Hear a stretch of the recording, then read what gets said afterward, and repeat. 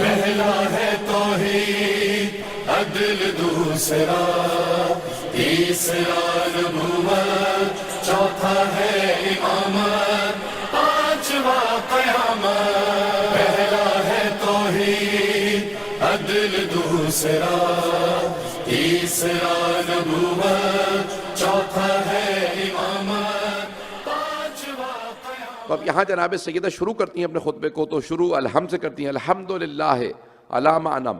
اس اللہ نے جو نعمتیں ہم آل محمد کو دی ہیں، کیا کیا نعمتیں دی ہیں عزیزان گرامی؟ جو کسی کو اللہ نے نعمت نہیں دی وہ بھی آل محمد کو، کا سب سے بڑی نعمت کا نام ولایت ہے، وہ آل محمد کے پاس ہے۔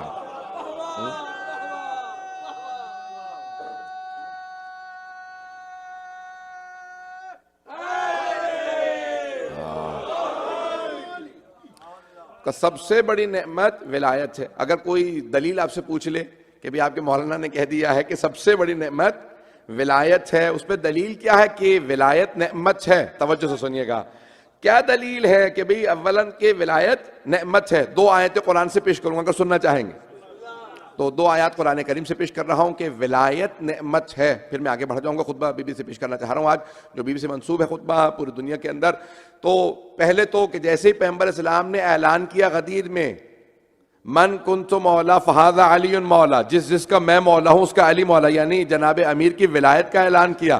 جیسے ہی اعلان ولایت ہو گیا تو فوراً آیت آئی، الیوم اکملت لکم دینکم واتممت علیکم نعمتی، آج ہم نے تمہارے دین کو تمہارے لیے مکمل کر دیا اور نعمتوں کو ان کے اتمام پہ پہنچا دیا۔ نعمتیں اپنے اتمام پہ پہنچ گئیں، نعمتیں ایک ایک کر کے آتی رہیں۔ اللہ کہہ رہا اتممت علیکم نعمتی، چھوٹی چھوٹی نعمتیں آتی رہیں، آج سب سے بڑی نعمت بھی آ گئی ہے، نعمتیں اتمام پہ پہنچ گئیں۔ جب ولایت کا اعلان ہوا تو اللہ نے کہا اتممت علیکم نعمتی، آج میں نے ساری نعمتیں اتمام تک پہنچا دی۔ نعمتیں تمام ہوتی ہیں ولایت پہ، اس کا مطلب ہے ولایت نعمت ہے اور سب سے بڑی نعمت ہے۔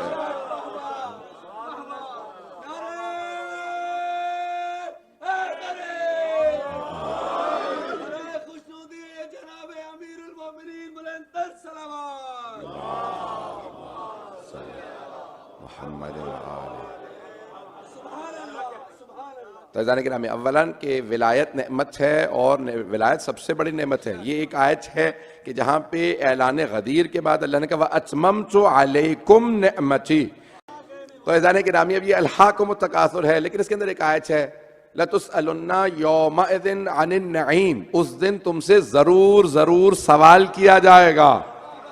لَتُسْأَلُنَّ، اللہ نے نہیں کہا کہ تسألون، تم سے سوال کیا جائے گا۔ لام تاکید، نون تاکید، دو تاکیدیں ہیں، دو تاکیدوں کے ساتھ اللہ کہہ رہا ہے ضرور ضرور، اس دن ضرور ضرور سوال کیا جائے گا عن النعیم، سب سے بڑی نعمت کا، سب سے بڑی نعمت کا ضرور ضرور اس دن، یعنی قیامت کے دن ضرور ضرور سوال کیا جائے گا۔ چھٹے امام سے پوچھا، امام جعفر صادق علیہ الصلوۃ والسلام،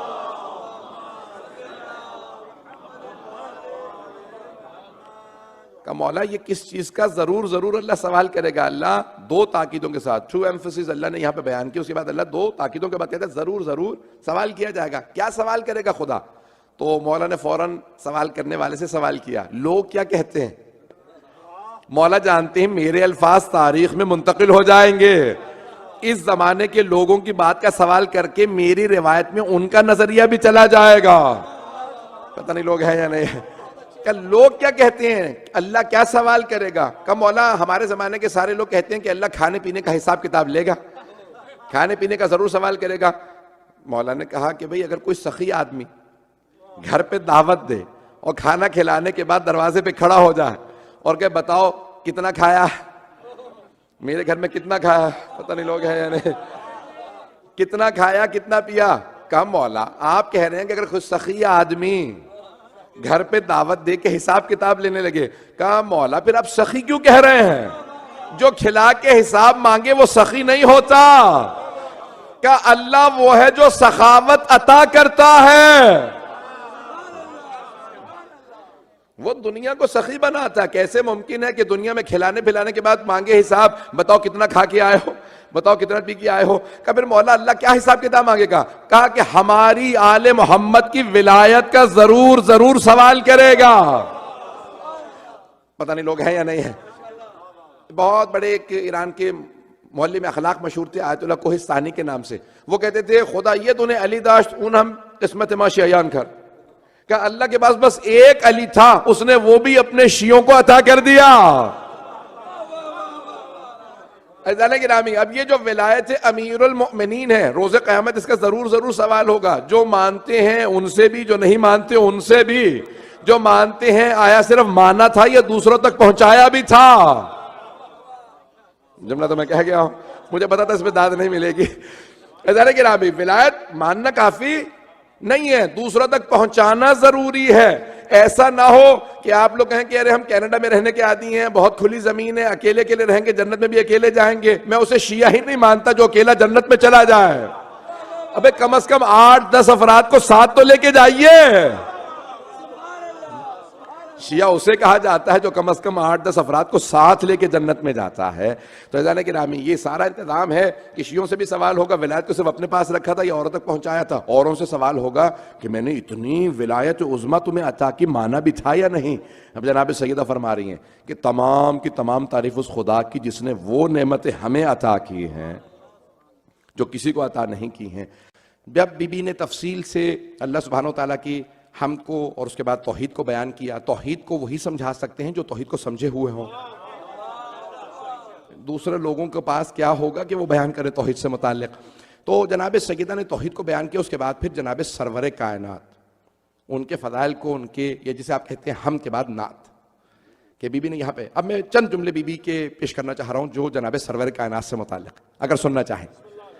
جناب سیدہ کی خوشنودی کے باواز بلند صلوات.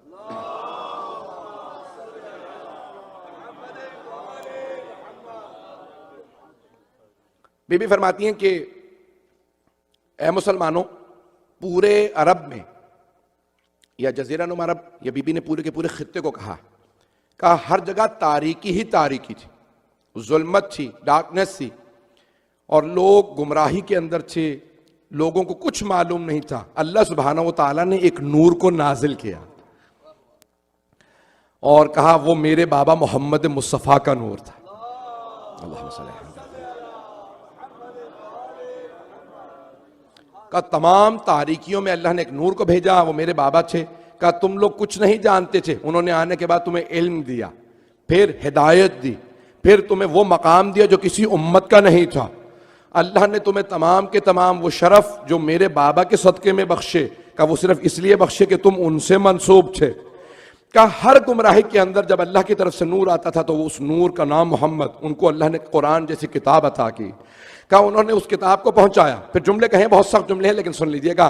بی بی فرماتی ہیں کہ تم طہارت و نجاست میں فرق نہیں جانتے تھے, تمہیں معلوم نہیں تھا کہ پاکیزگی کسے کہا جاتا ہے. وہ پانی جو بارشوں کے بعد گودالوں میں جمع ہو جاتا تھا, زمین میں گڑا ہوتا ہے نا, کچی زمین, آج کل تو پکی سڑکیں ہیں, کچی جگہ پہ جائیں گے نا تو وہاں پہ بارشوں کے بعد گڑے بن جاتے ہیں. بی بی فرماتی ہیں کہ وہ اسے کہتے ہیں گودال. کہا بی بی فرماتی ہیں کہ the puddles, یعنی جو پانی جمع ہو جاتا تھا جسے اونٹ پیتے تھے, بکریاں پیتی تھی, جانور وہاں سے آ کے پانی پیتے تھے. عرب کے لوگوں تم بھی وہیں سے پانی پی لیا کرتے تھے. میرے بابا نے تمہیں پاکیزگی سمجھائی, زمین سے وہ پاک پانی نکال کے پلایا جسے اللہ سبحانہ و تعالیٰ نے تمہارے لیے پاک بنایا تھا. جب تمہیں کچھ نہیں معلوم تھا, میرے بابا نے تمہیں بتایا پاکیزہ کسے کہا جاتا ہے. پتہ نہیں لوگ ہیں یا نہیں ہیں. کہ طہارت کا تصور میرے بابا نے تمہیں عطا کیا, کہ تم کچھ نہیں جانتے تھے. پھر ایک اس کے بعد جملہ کہتی ہیں کہ اور عرب کے سارے بھیڑیے, عرب میں جب مثال دیتے ہیں نا شجاعت کی تو کہتے ہیں اسد, شیر, کہتے ہیں یہ شجاع ہے. اور اگر کہنا ہو ظالم ہے, درندہ ہے, تو کہتے ہیں بھیڑیا, ذئب, ذال حمزہ بے ذئب. ذئب ذئب کی جمع ہے, ذئب یعنی بھیڑیے.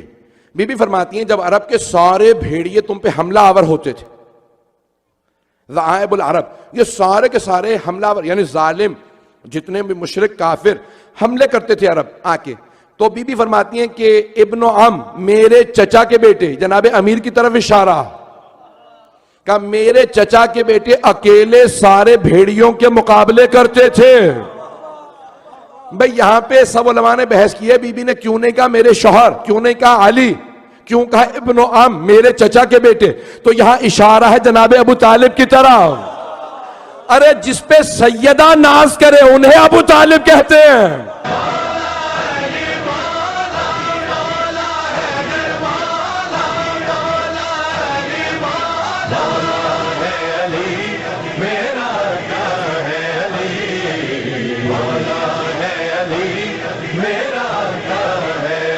اس نے بنائی تو یہ دنیا بنی.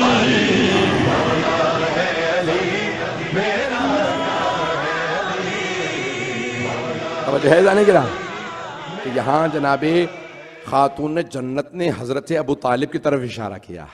جانے گرا میں کسی کا چچا ایسا ہو کہ وہ عصمت کبریٰ کے مالک ہوتے ہوئے ناز کرے, وہ میرے چچا کے بیٹے تھے. یہ جناب سیدہ نے بہت اہتمام کیا جناب ابو طالب کے لیے, کہا کہ وہ میرے چچا کے بیٹے تھے جنہوں نے تمام عرب کے بھیڑیوں کا تنہا مقابلہ کیا اور ان سب کے سروں کو توڑا تمہارے لیے. تمہارے تو سر ایسے ہوتے تھے جیسے سروں پہ پرندے بیٹھے ہوئے ہیں, اگر ہم ہلیں گے تو یہ پرندے اڑ نہ جائیں. تم خاموشی سے بیٹھے رہتے تھے اور علی سب کا اکیلے مقابلہ کرتے تھے. یہ جناب سیدہ نے جملے کہے.